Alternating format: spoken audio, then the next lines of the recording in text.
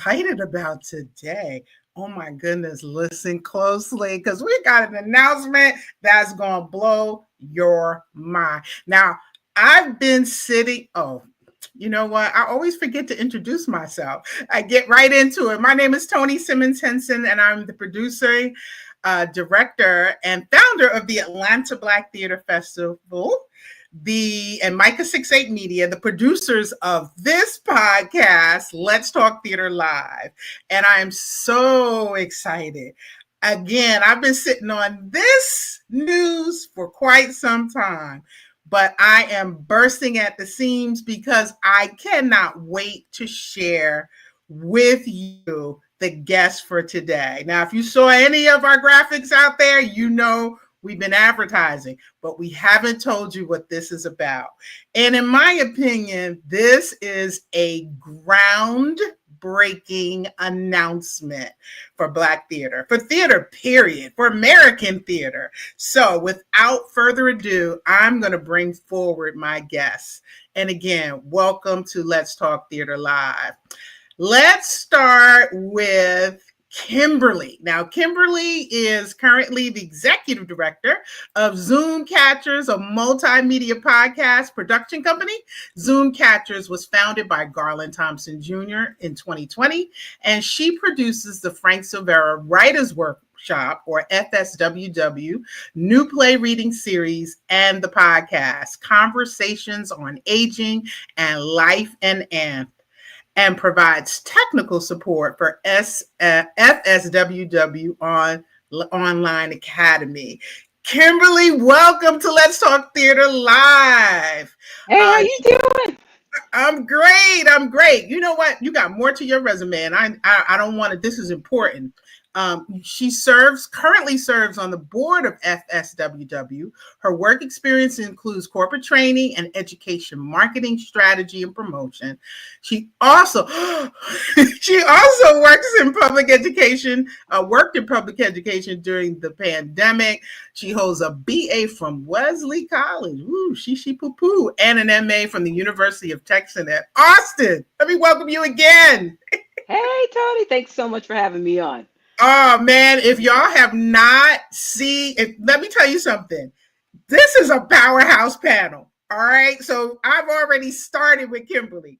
Next, ladies and gentlemen, when I say it's an honor, I mean it's an absolute honor to introduce to you Byron Saunders. Now, Byron is a multi-talented arts management consultant, actor, director, producer, dramaturg, historian, radio and podcast personality, and the civil rights activist.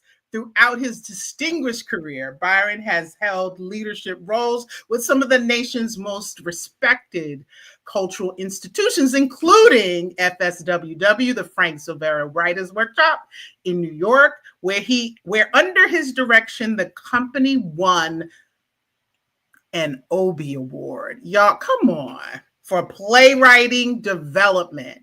The Queens Historical Society, preserving the stories of millions of New Yorkers, the Wycliffe Farmhouse Museum, the New York City's oldest historic landmark, and Jamandi Productions in Atlanta, where he served as the executive and artistic director. As a director and producer, Byron has brought powerful works, and when I talk powerful, I mean powerful works to the stage across the country, including I Got the Last Laugh at the International Black Theater Festival in Winston-Salem, Elders Igniting in Atlanta, that was a recent production, Superheroes and Other Men in New York, and the award-winning Fannie Lou Hamer story. His work has also reached, national audiences through the Negro Ensemble Company, the National Black Theater Festival, and Broadway Bound Theater Festival. In addition, his theater works, Byron has hosted the acclaimed radio program, the BCS Experience, History, Arts, Culture, and Politics. For his contributions, he has recognized in numerous honors, including the NAACP Community Service Award, the Borough of Queens Preservation Award, and the CAPA Award for Best Documentary. Please join me in the chat. You guys know we don't have a live audience. We have a live audience. We can't hear you. But in the chat, welcome the Byron Saunders. Thank you so very much. And don't forget, I ran Just Us Theater in Atlanta, Georgia as well. And for 7 years, I sat on the Georgia Film Commission with Lou Walker and Georgia Allen. We were the only Black faces on the Georgia Film Commission. So my career has been blessed. But this very moment, being on your show, Tony, and with the announcement that we're giving to the world and the success of the Atlanta Black Theater Festival is something that we can all celebrate. And you are the angel, the theater angel of Atlanta, and about to step into this next venture, which is so important. It is. It is amazing what's about to happen. So I'm happy to be here, and I'm going to let you take it on too, because we have one more person you got to bring in. Well, thank you for adding those highlights to your resume. It was so long. I was like, we're going to be here the whole show. Right.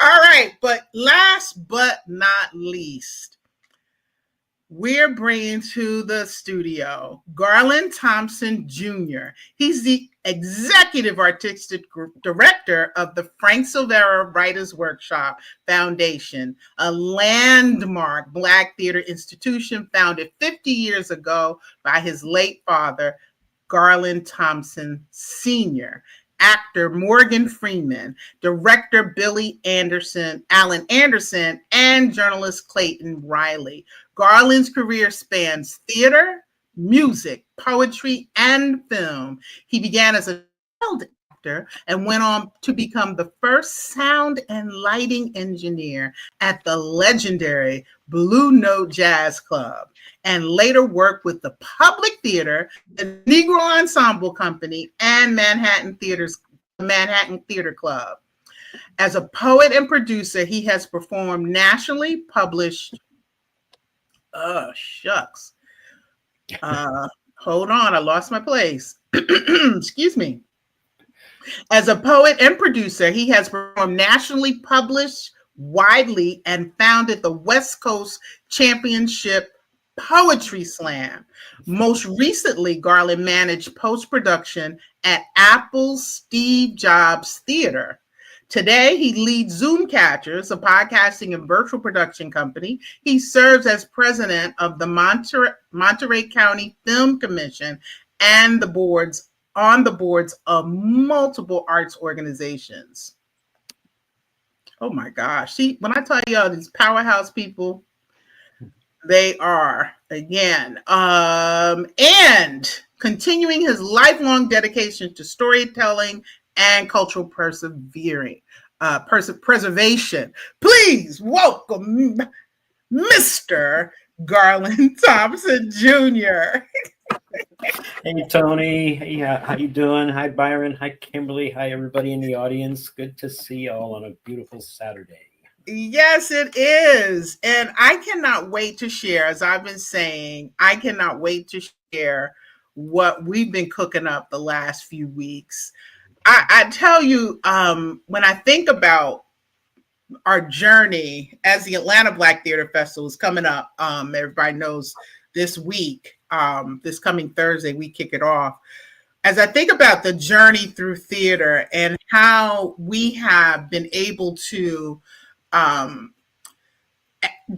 create a platform and opportunities for folks, and just honestly, I really do believe that all of this whole entire journey, the last 14 years, has been divine intervention. Just God just pushing us forward, keep opening doors. When we were backstage before we went live, as keep saying, I want to retire, but these opportunities keep presenting themselves. And I want to give Garland the honors of announcing this new partnership that we have. So Garland, go ahead with it. Thank you, Tony. I am like you. I am so over the moon. It's so exciting to be working here to be here. First of all, it's great to be. It's such an honor to be on this podcast. So thank you for having me. Thank you for having us. And this is really exciting. As Tony said, we've been talking for a while. We've been working for the last bunch of months now. And we are announcing today our official partnership between the Atlanta Black Theater Festival and the Frank Silvera Writers Workshop Foundation Incorporated, also known as the Workshop. And this is a partnership that is going to continue on as long as we can take it. Our first kind of pilot project, if you will, as part of this partnership is something that we call a partnership in play. And this is a program that we put together wherein we are able to offer our developmental services to playwrights that are involved with the Atlanta Black Theater Festival. So this year we kicked it off with one playwright, Eric Brooks, from Memphis, Tennessee, who's got a wonderful piece that's going to be read in the festival, When the Fence Falls. And so we've been able to put together a program, a plan that gave him 12 weeks of specific concentrated developmental work on his play prior to the reading coming up next week. And this has been an incredible session with him, a series of sessions. He's still got a couple more sessions. This has been between a one-on-one sessions with myself and with Kimberly, and then also with our online class instructor, Christiana Ray Colon, wonderful award-winning playwright and screenwriter, who is teaching a class for us online called Building Portals Through Playwriting. So he's been able to work with them and with us, and between the two of us, we've got 12 weeks. And so we've kicked off. And the idea is to also not only provide developmental work, but to do what we can to provide professional opportunities as well. So we will be also doing a virtual reading of Eric's play this fall. So that's what we're doing here. We're helping playwrights. Now I have to do this because this is about the opportunity. This is, as you said, Tony, a special moment. We're collaborating, we're partnering. And during these critical times of cuts to our funding and initiatives, you all know what's happening. There's a war that's going on. We are surviving because we believe working together gives us strength. So having that in mind, and we don't have a soundtrack. Cue the applause. This is theater, y'all. We can add it in post. Nice touch, Byron. I love it. Well, honestly, everybody can see how much fun we've been having the last couple months. And I'm so excited. Well, Eric is backstage. His camera is off. He's traveling. But Eric, I just want to share more about his project because our focus is on the playwright, and we are kindred spirits that have been existing. I think you guys are bi-coastal. You're New York and California, and a 50-year organization, and an Obie Award-winning organization with a powerhouse team. And for me, little old Tony from Hillside, New Jersey, to be on this panel with you is so it's just revelatory, and to me, it's testimony of what happens when you follow your heart and your dreams.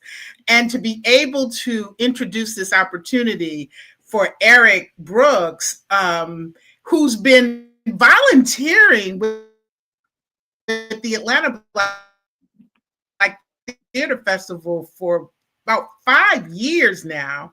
And oh my gosh, can y'all hear me? Yeah. I don't know what's going on. But anyway, I've been volunteering with the Atlanta Black Theater Festival. Okay, I don't know what's going on. I might have to check my I might have to throw the mic to Byron and make sure my connections are right.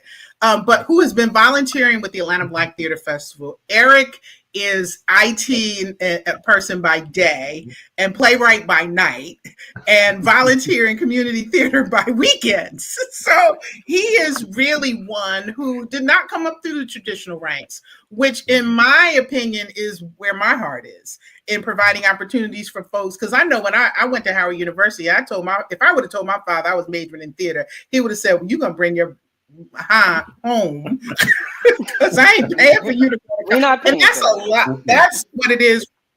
You're not paying for that. And that's what it is for a lot of African Americans or people, non-traditional, first generation college, maybe a little bit more now, but we're so busy trying to we want to hear that you're going to be a doctor, a lawyer, and that's just a part of our culture. And there's nothing wrong with that.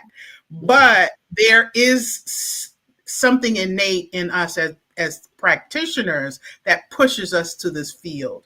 And so I'm going to bring Eric up because I really want him to say a few words about what this opportunity means for him as a playwright and who has produced his works, readings at the now the International Black Theater Festival in Winston-Salem, as well as NADZA, and also the Atlanta Black Theater Festival. So Eric, we can't see you, but we can hear you. Go ahead. Good morning, everyone.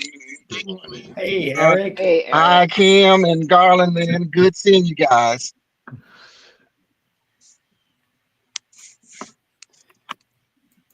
Go right ahead, Eric. Tell us what this means to you. Oh, what this means to me. This has been an incredible experience.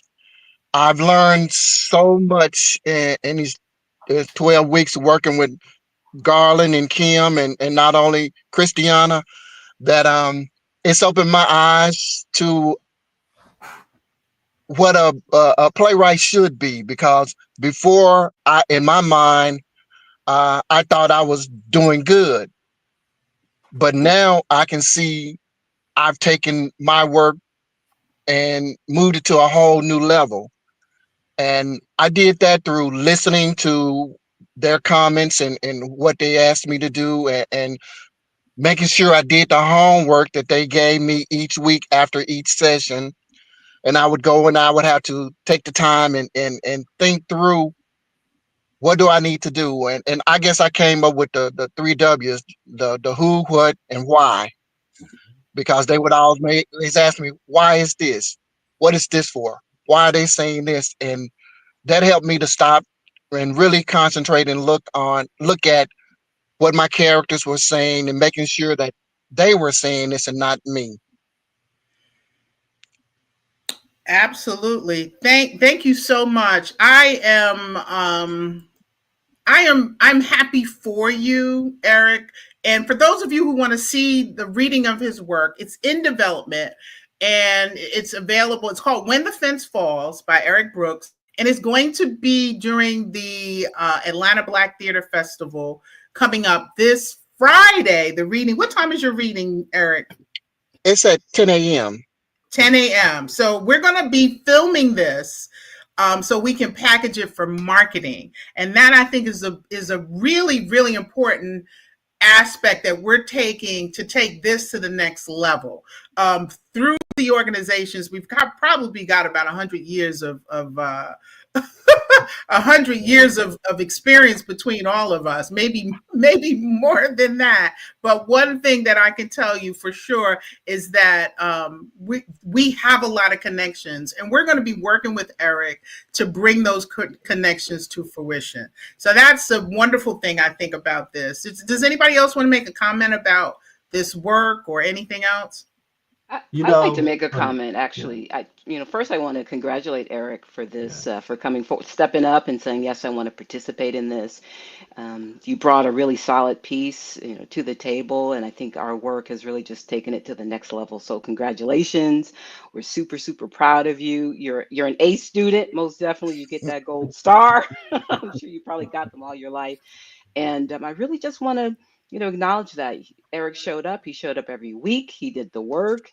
He took the information to heart, and we're excited to see this come to fruition. And we can't wait to see this piece. Garland will be there next week to see this piece. And so congratulations, Eric. Really, really excited for you. It's been a wonderful experience working with you. You know, Thank Tony, you. Thank you. one of the and Eric, one of the best things that we're discovering as administrators of the festivals that we are participating in is that our job is to take it from the page to the stage to the market. It's in the market where you get your show produced.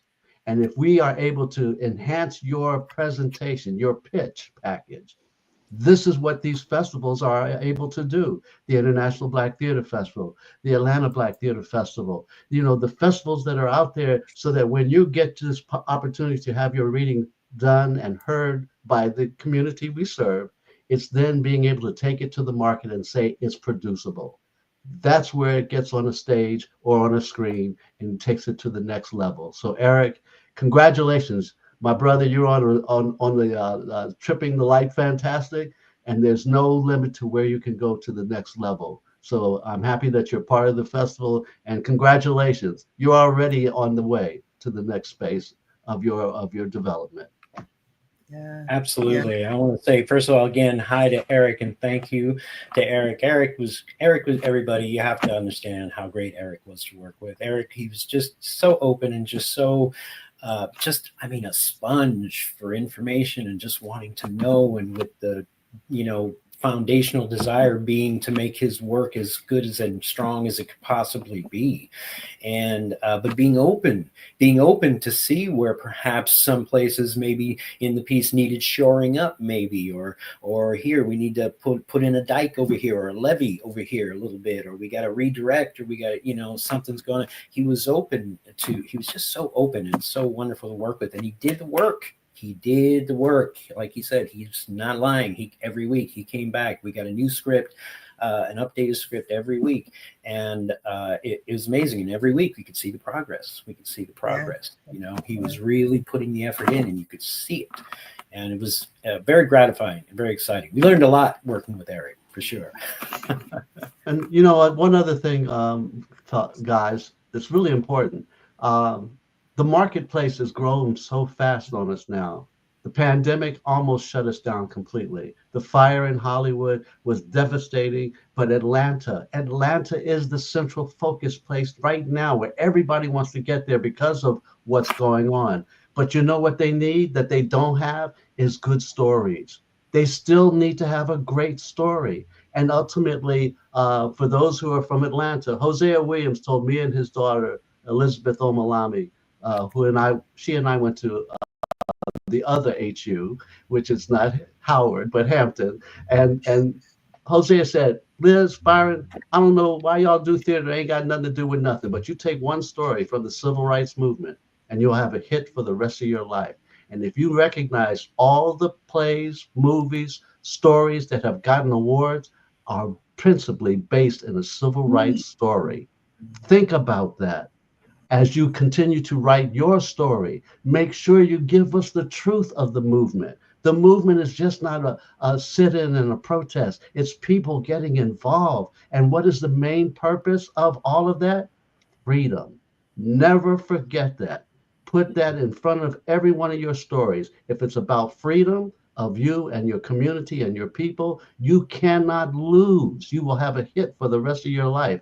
And the fact that it's going to be performed at the Sam Jackson, LaTanya Richardson Performing Arts Space on Spelman's campus, that's historic, ladies and gentlemen. You have no idea the generated history of having gone from Porter Sanford Center, Frederick Douglass Theater in Macon, to the Sam Jackson, LaTanya Richardson Performing Arts Space in Atlanta is highly significant. So making sure that your stories, however you're going to tell them, please note, keep freedom and the truth in your story, and I guarantee you won't lose. You're making really poignant points. I've never even thought about that the most of the award-winning plays were rooted in our struggle. And so I'm thinking about writers who may be in the audience listening right now, who have a book. They may have a book they want to adapt to screen or to film. I mean, to film or to the stage. What would you say? I think the most frequently asked question that I get as a producer is, how do I get my work produced? How do I get my stuff out? Can somebody respond to that? Well, the first and probably most obvious way is to do it yourself. I mean, and I know that's maybe not the answer that everybody wants to hear, but that is number one, the number one option. Okay, you can find yourself a venue. You can pull together a cast. You can pull together people to come in and be your actors. You can find someone to direct, or you can direct yourself. You can produce it yourself, or you can find someone to help you produce it. You can start locally, you know, wherever you are. It doesn't matter where you are, from the smallest little rural town in the country to the largest metropolitan area. Every place has a venue. There is a space, even if it's someone's backyard. I've known people who've modified people's backyards in Texas to come and do performances, right? Because that was what they had access to, and they just needed to get that work out. So the first thing I would say is, don't wait. Don't wait for somebody. If you've got a burning fire, you've got a good story, you've got like I said, a fire in your belly to do it, and this is something you think is important, then don't wait for anybody to come and say, hey, that's fabulous, here's $5 million, go ahead and go nuts. Because that's not really the way it works. Right? So jump in there and you know, yes, does it cost money? Sure. But there are ways around that. You know, you can do that. I've known people who have raised enough funds between family and friends and their local community to do a production, to do a 2-week or a 3-week production, 8 performances, whatever it is. And then you get it out there, and then you build on that and you get it seen. Now, you do it right, you videotape it, right? So you'll be able to have a recording of it. You'll be able to package it, as Byron is saying, you'll be able to market it. You'll be able to say, hey, this is available, and you get it out there. And then another way is to submit the work to festivals. Like the ABTF, right? Like the IBTF. There's festivals, literally, there is an endless amount of festivals across the planet, and not just the nation. Don't stick to just America. Send it out to England, send it out to, you know, Ukraine, send it out to wherever, right? So submit it, get it out there.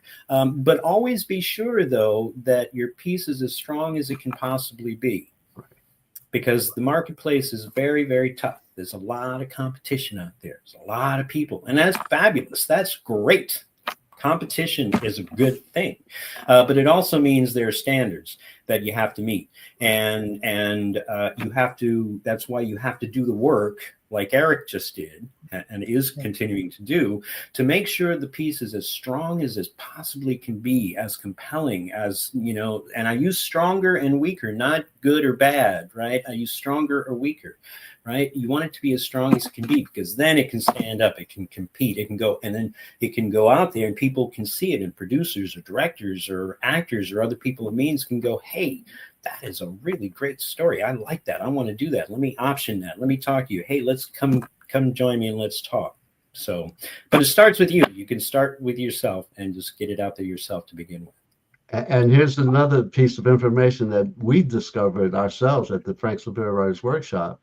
There are over 108 Black theater companies in this nation alone. And then you've got 97 HBCUs. So you see your market is extensive, but you really have to know how to get to that market. And then once you produce that, one of the things that's allowing us to assist these writers now at Zoom Catchers and Frank Silvera Writers Workshop, as well as Atlanta Black Theater Festival, is that you can do a podcast like this.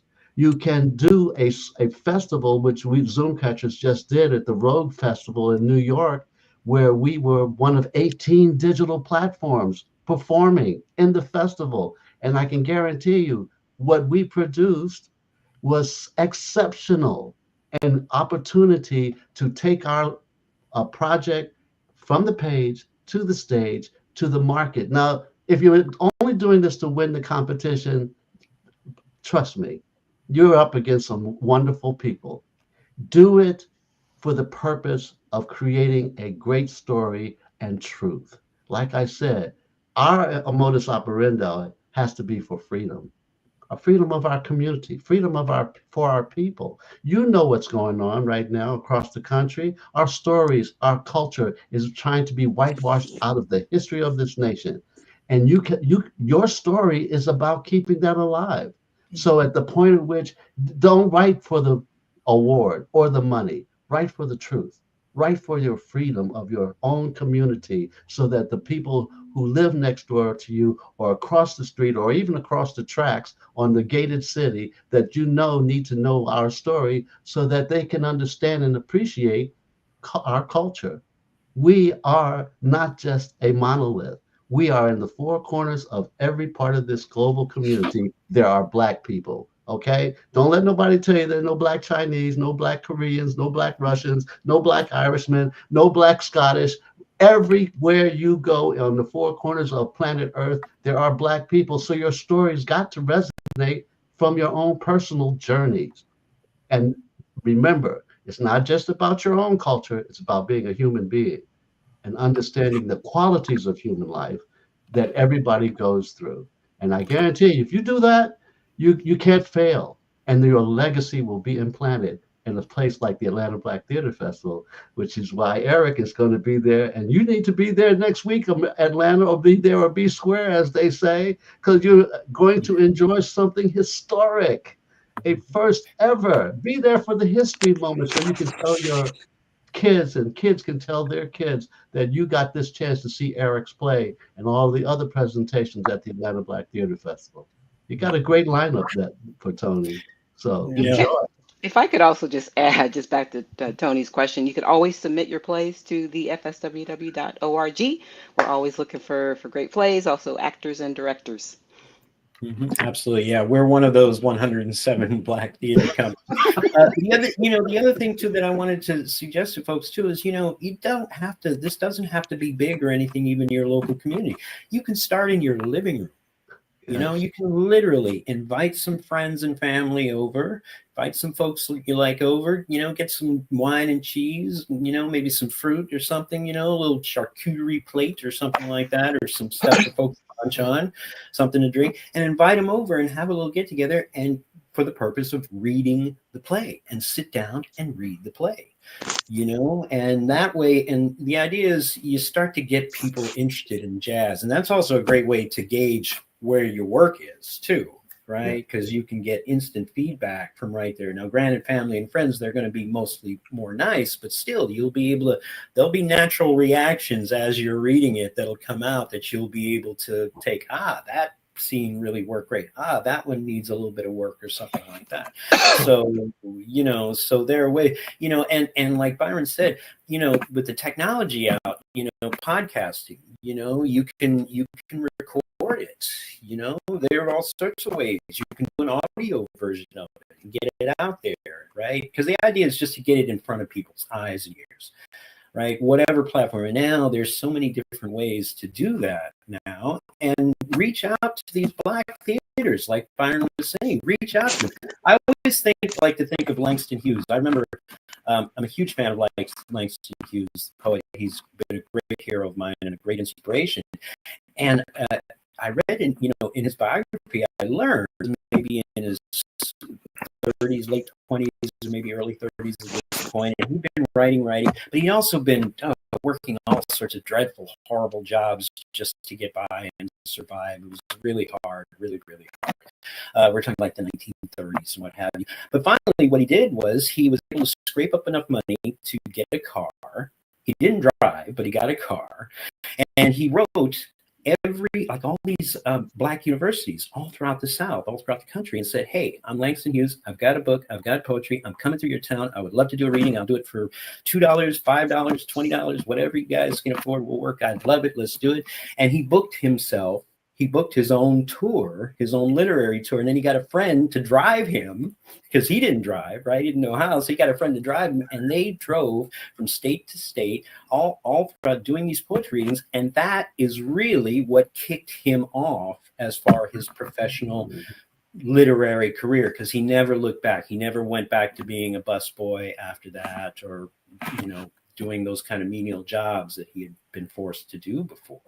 So that's why I say, don't wait, get out there, you know, and the more people hear it, because that's the idea. People hear it, people see it. You never know when that one person says, when that one Tony Simmons Henson sees that piece and goes, oh my God, I have to have that at my festival. I have to have that in my theater. I have to produce it. I have to. And then you're off to the races. You know, the history of us doing this during the Harlem Renaissance period was the same way, the parlor parties. Even in Atlanta, Herndon Holmes, his daughter would have theater readings on the roof of that home on Martin Luther King Drive, okay? So that you understand, this is not something new, but it's part of our history, part of a legacy that we've been doing for quite some time. And even in the African traditions, there's soap operas. We think soap operas are unique to the United States. No, part of the African tradition was you tell the story on Monday, on a Monday, starting off with a simple life truth. And by the end of the week, every day there would be an episode given, so that by the end of the week in that village, that soap opera would have meaning for everyone in that tribe or in that community. So you see, it's not something that you have in your DNA. It's part of our history. This is why it's not something unique. But now that you have all of these outlets, you have cable, you've got TikTok, you've got Facebook. Use it for not gossiping. And if you pick your toes and you pick your nose, that's always good. But, you know, as they say, you can pick your nose, pick your friend's nose, but you can't pick your nose or whatever. Otherwise, do something to spread the story of your community in these platforms. And get off the PlayStation, start taking your art and your anointing as a storyteller to keep the stories and the legacy and the history of your community alive. That's how we do it. You go to church, it used to be call and response at the church. That's theater. It's an African tradition, yo. It's not just a Greek thing. The Greeks learned it from the Africans. Aesop's fable. He was an African.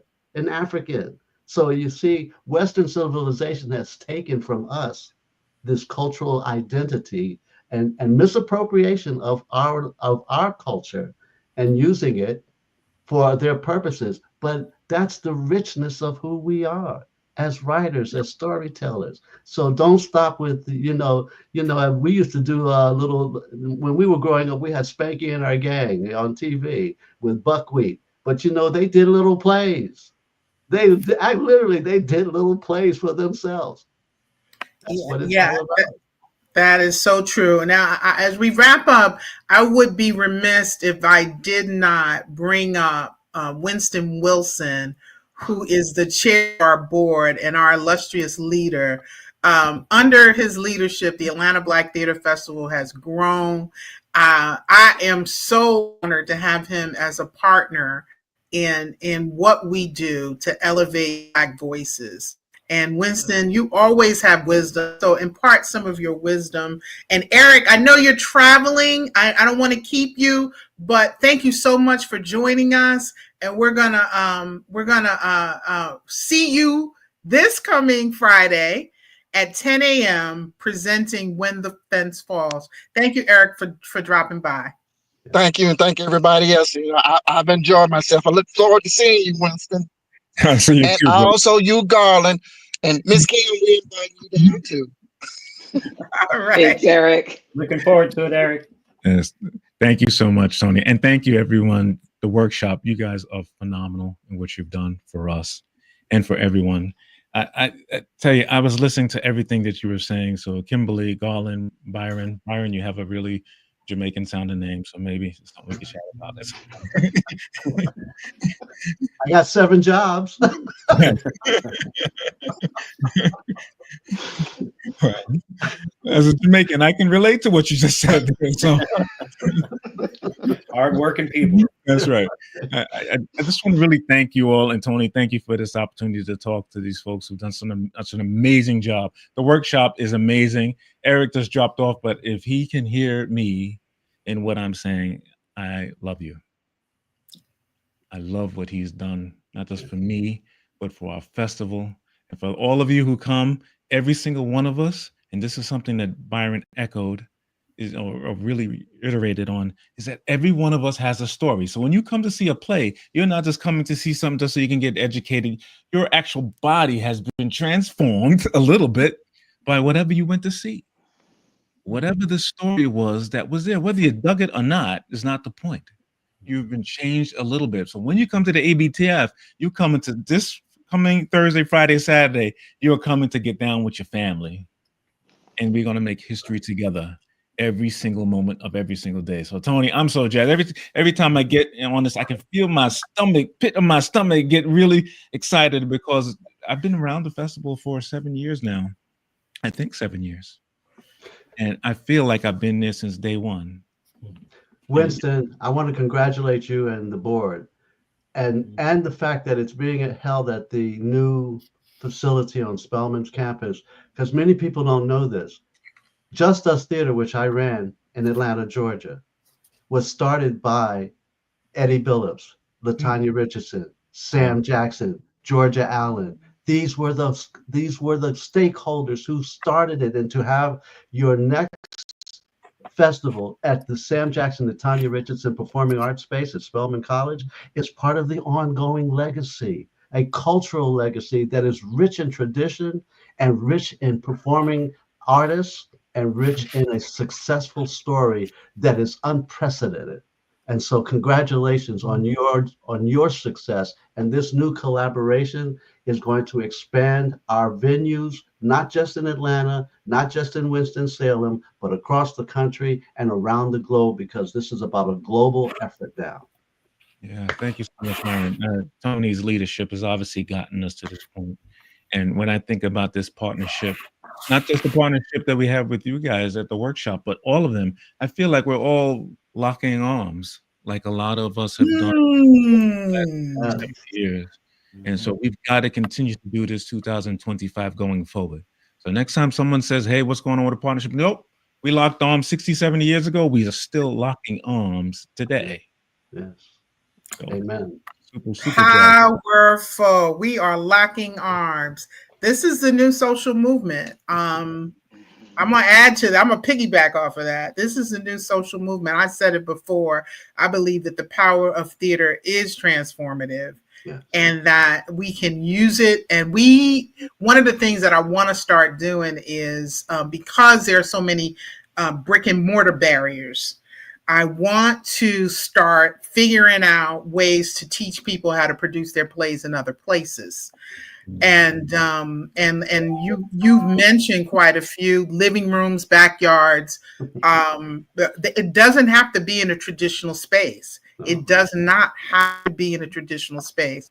And I learned that when I went to Edinburgh, and for the world, what is it?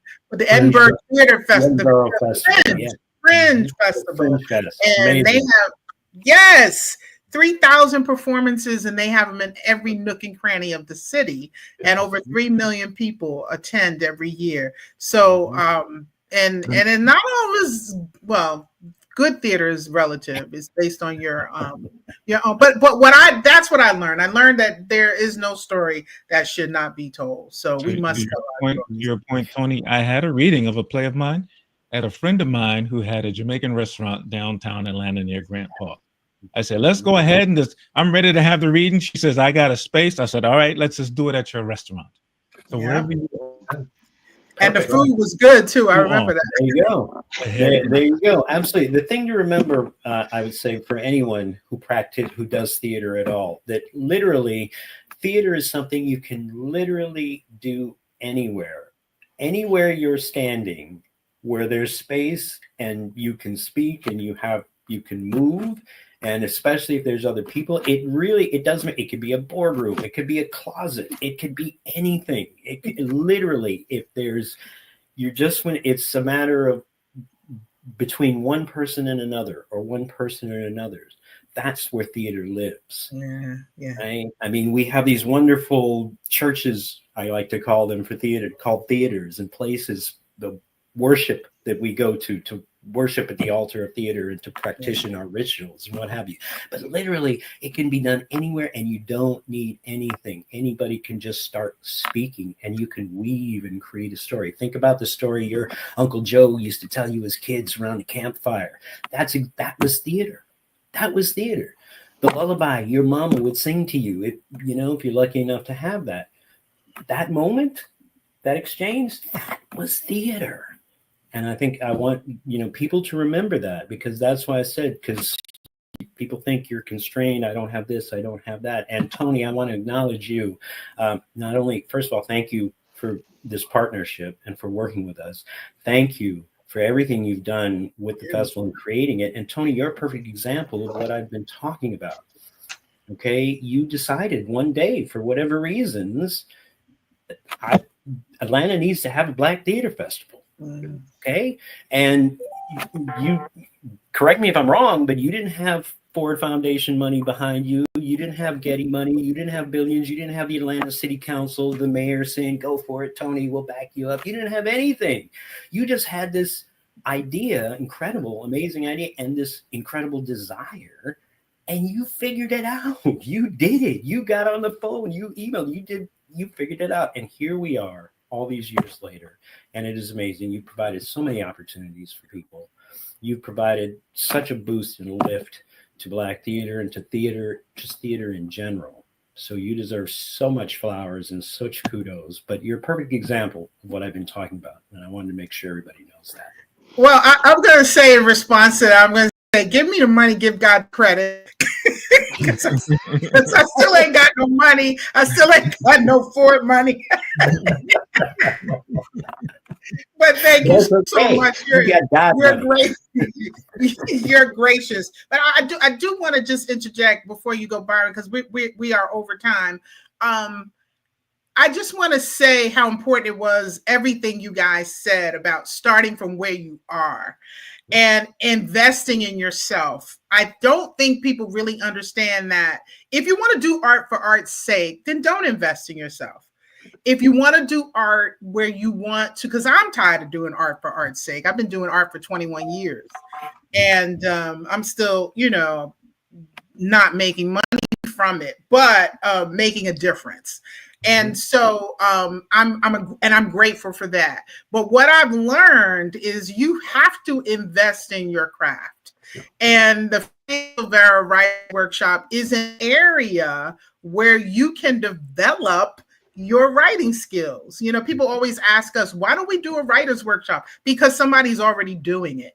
And we don't need to reinvent the wheel. What we'll do is, though, once you go through the Frank Silvera's Writers Workshop and your play is vetted, your play is developed, and you are coachable, because not everybody is coachable, I know that, then you can bring it to present it and apply to be a part of the Atlanta Black Theater Festival. And then we'll get it on stage. And I would tell you a quick story. Jeanette Hill is a shining star who started writing plays probably 30 years ago, because when I met her, she'd been doing it for 20 years in her backyard. She came to the Atlanta Black Theater Festival. She won an award. She's always been a writer in developing her plays. She has she has a library. She's probably written over 100 plays. And she started bringing her play to the Atlanta Black Theater Festival.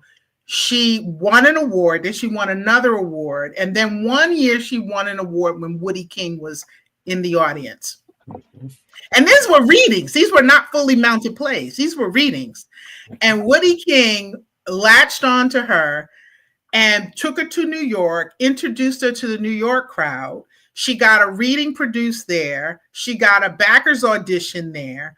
She got a theater that picked up her works. She got a $20,000 grant from the city of Austin, who had never recognized her work until she came to the Atlanta Black Theater. So that's just one. I don't have time to everybody's testimony, but that's just one testimony of somebody who said, you know what, I'm getting out of my backyard and I'm going to take the next step and I'm going to invest in my work. I'm going to get involved with Atlanta Black Theater Festival or the International Black Theater Festival with the Garland Thompson Reader Series. And I'm going to get my work out there. So do that. Please do that. And even if you don't have it ready yet, come to the festival to talk to other playwrights, because we're all working. That's the one thing that I love about the ABTF. It's non-competitive. It's a safe space, and we do that intentionally, right, Winston? We do that intentionally. It's a safe space. It's where everybody pitches in to pay for the spaces that we inhabit. And we just collaborate and coordinate and do the marketing for it. But it's the people, it's the board members, it's the volunteers, it's the artists that come together and the writers that come together to make it happen. I know that was a long soapbox moment, but go ahead, Byron. You wanna say something? And then I'm gonna give Winston the last word to close us out. But Byron, go ahead. You got about 30 seconds. That was it. I just wanted people to understand the applause is real because it's earned, and the credit that's being given. And Tony is very humble because the Atlanta Black Theater Festival is the only for-profit Black Theater Festival in this country. Not anymore.